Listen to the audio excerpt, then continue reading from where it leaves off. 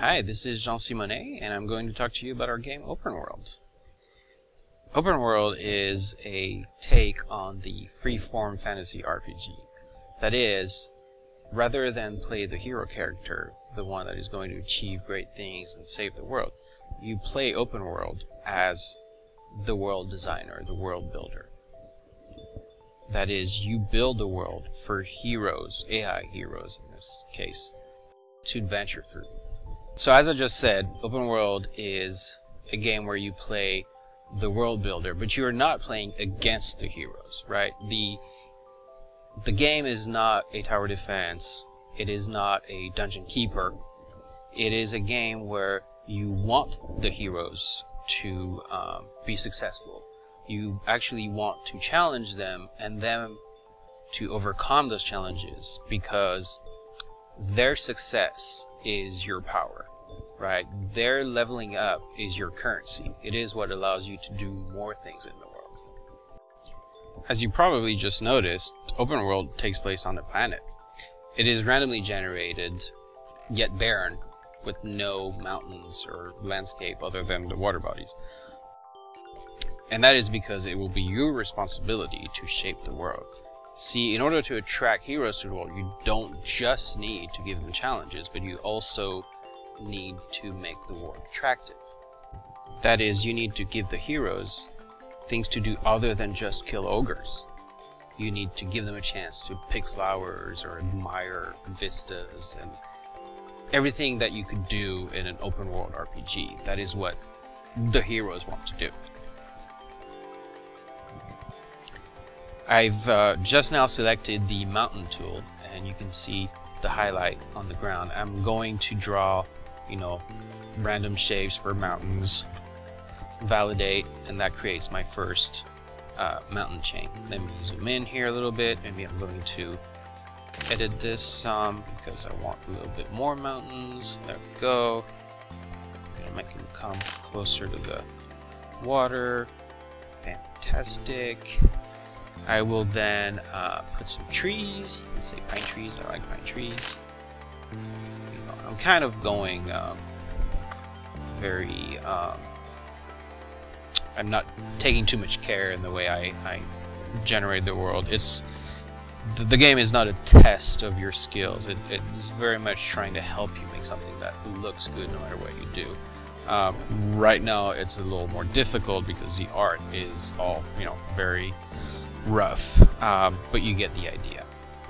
So I planted all my pine trees, and there's still no life in this world, right? No heroes have come, no NPCs are here, and this is because I have not placed my first town.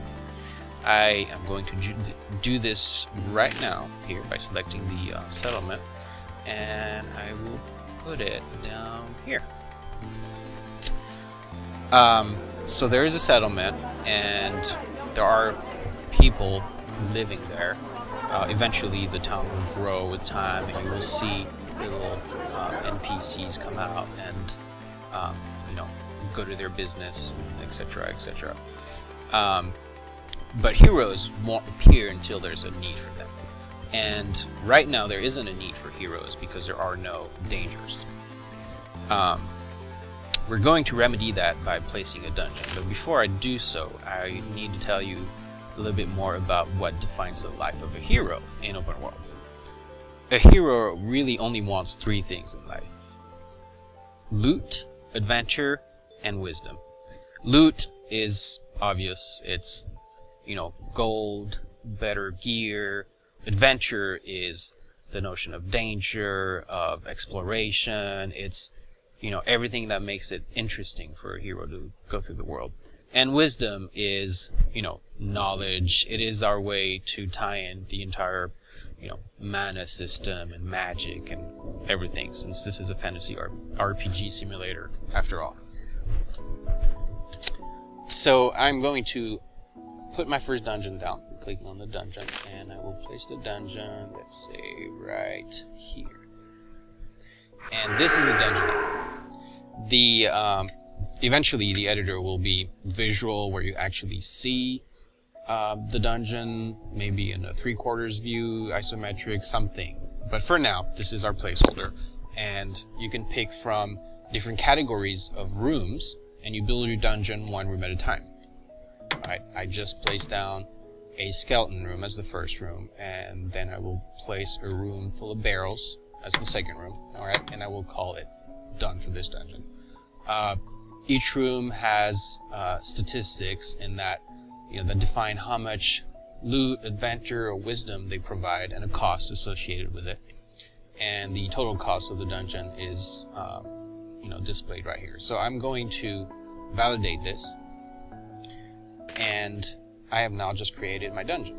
And you can see this little character over here that appeared. This is one of our heroes. This happens to be Agrippa, I guess, or Agrippa. And she is heading for the dungeon to take care of the evil that lies there. I'm going to pause the game here for a minute so we can look at her in more detail. You can see her little token here, as well as Elga's, who's probably she's right behind here. This little token, gives you at a glance shot at her statistics, what's happening with her, etc. However, you can at any point look at her in more detail. Here she is in the hero panel, if you will, with a third-person view of what is going on, her level, health, stats, and anything that was been happening with her. So not that much has happened so far. Let's unpause the game and let her go and adventure through the dungeon. Elga just went through the dungeon, and as you can see her in her activity, a lot of things happened, right? She fought some monsters, lost some HP, gained some XP, got some loot, and then left the dungeon, right? She is at 6 health out of 10, and she's already at level 6. If I unpause the game, I think she's probably going to... There we go. She just equipped the weapon she got as loot.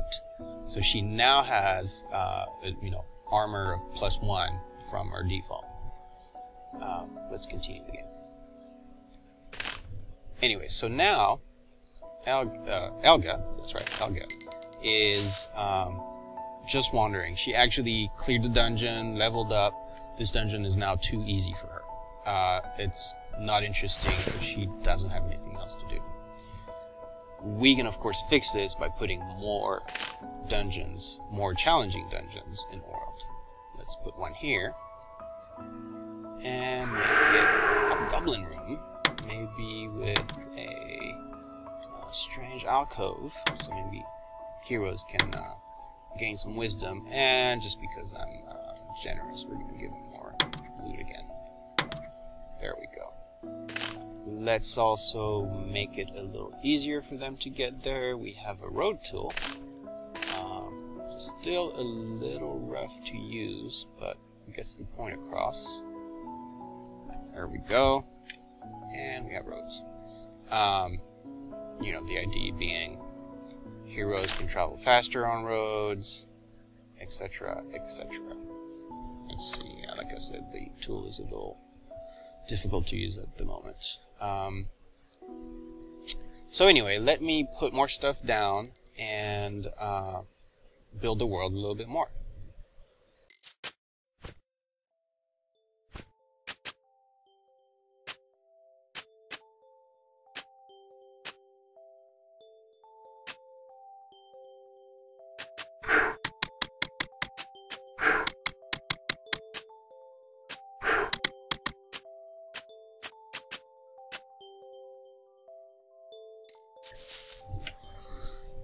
Alright, so it's getting nighttime, and you can see most of our heroes have little lights on them.